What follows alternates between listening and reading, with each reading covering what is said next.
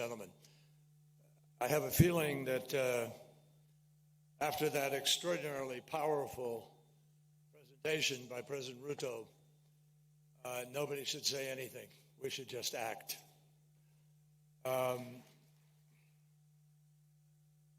Maybe I should start by just saying jumbo.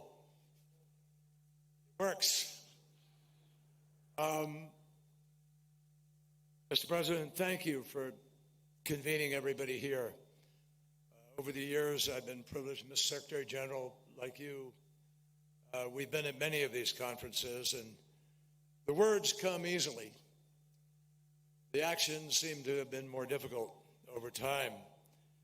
It's a great honor for me to be able to be here representing President Biden at this very important summit. And I want you to know, as I listened, and as you listened, I could feel this room, something is happening. This is different. I feel that. This is different. I think, Mr. President, I would just say to you, your leadership is palpable. We feel it. And in what you have said today, there is such a clear path ahead for all of us. Africa is meeting. Africa is speaking. Africa is deciding. And nothing could make a greater difference, I think, on a global basis, given what you just heard from the President about the remarkable resources that are here in Africa, about the young people who are thirsty, hungry for a future. And so Africa and this moment offer an enormous opportunity. This problem that we are facing is human-made. It's about pollution. It's not very complicated. It doesn't take a rocket scientist or a mathematician or equation work to its end in order to understand what's happening. Humanity is threatened by humanity, by the decisions that we are unwilling, it seems, to make.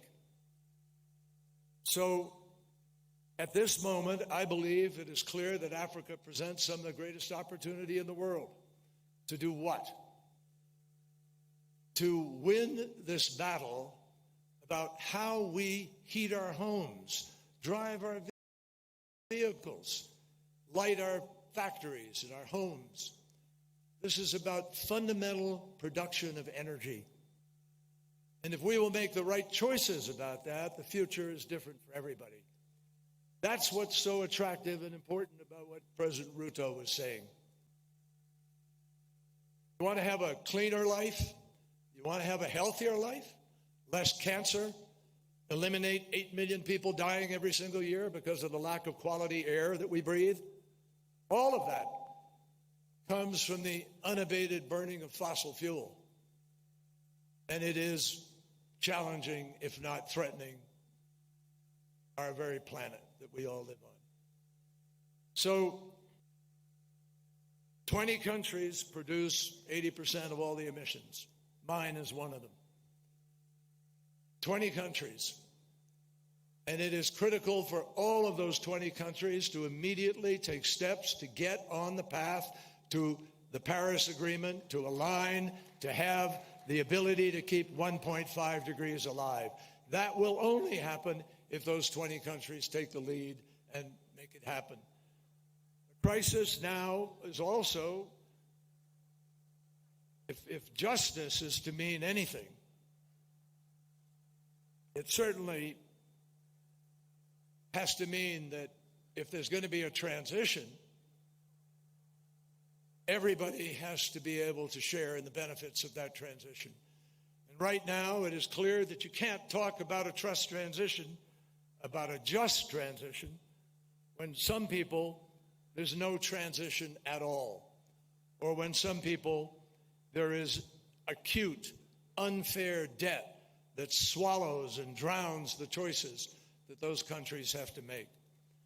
My friends, adaptation, which wasn't on the front burner in the early years that we've been working at this, but it is now, and it should be, for the simple reason that without adequate adaptation, we don't make it. That's the predicament that we've created for ourselves for where we are now. So adaptation is critical, and the damage Mother Nature is telling us on a weekly, daily basis. Every 18 days, we have a $1 billion climate event somewhere on this planet. So adaptation is critical. President Biden has now launched a program called Prepare, the President's Emergency Program for Adaptation.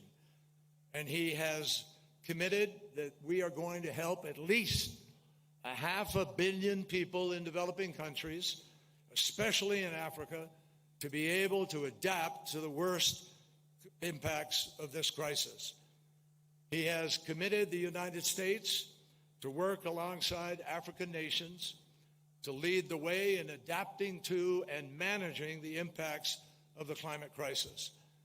And as part of Prepare, he is providing, or will fight with the Congress and guarantee that we will provide $3 billion annually for adaptation for the $12 billion program that he believes is essential in order to be able to do our part to adapt to this challenge. It is why we are working with partners on the Transitional Committee this year to design an effective fund to help vulnerable developing countries respond to loss and damage. And it is why last year in Sharm el-Sheikh, the President decided that the United States needed to try to accelerate that process, and we joined with our friends in Europe and elsewhere to say that no, it's not adequate to do that over a 2-year period. We need to close out and understand where we're going with the Loss and Damage Fund in 1 year, this year, when we all meet in Dubai. So in addition, as part of implementing Prepare, I'm pleased to announce today also we're going to provide an additional $30 million for climate-resilient food security efforts across Africa. First, $20 million to the Africa Adaptation Initiative for the Food Security Accelerator, and that will invest in agricultural businesses and help them create their own independent climate-resilient supply chains. Second, $10 million will go to the Climate Resilient Adaptation Finance and Technology Transfer Facility to scale technologies so that we can advance adaptation efforts like cold chain storage, which would help maintain the quality and the safety of food from the farm all the way to the homes of people in the world. We've learned that adaptation saves lives, creates jobs, and obviously it's just plain old common sense. Roads and bridges that are built today can only spur growth and curb poverty if they're still standing tomorrow. So in many ways, we have learned Africa suffers to a great degree the worst impacts of the climate crisis. And it is essential that every country step up to help other nations, and particularly Africa at this point, in order to be able to adapt to the climate impacts. But at the same time, we also have to continue to mitigate, and I think you all understand that.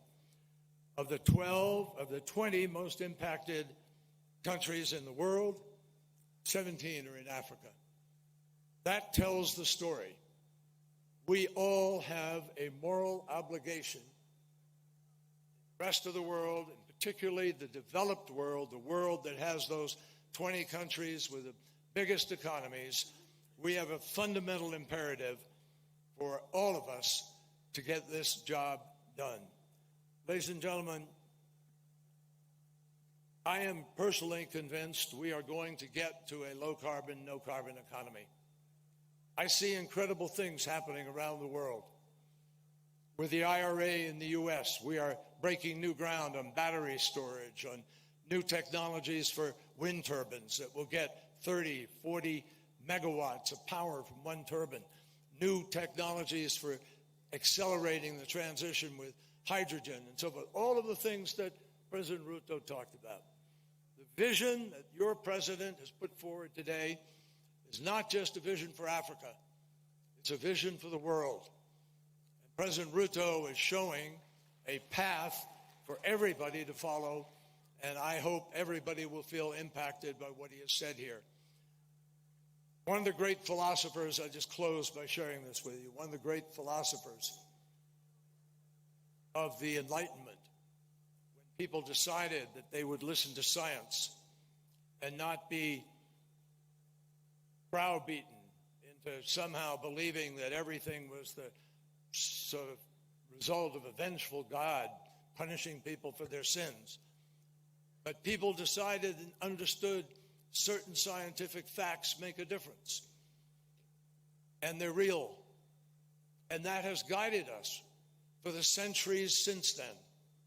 Those pathfinders helped us to understand how to break ground and build a world in which we can have vaccines and deal with new technologies and go to the moon and so forth. We can win this battle, but we only win it if we make some fundamental decisions. Immanuel Kant, one of the great philosophers of that time, wrote, "Science is organized knowledge. Wisdom is organized life." Well, right now, if you look around you at the life we all lead all around this planet, science and the knowledge are unequivocal. All that is left for us is to summon the wisdom to organize the world to do what we know we have to do. That's the vision that I heard from President Ruto, and that is the vision that I'm convinced will come out of this week of great effort at this summit, which can help to prepare for a groundbreaking COP at which we do the job people are asking us to do. Thank you very much.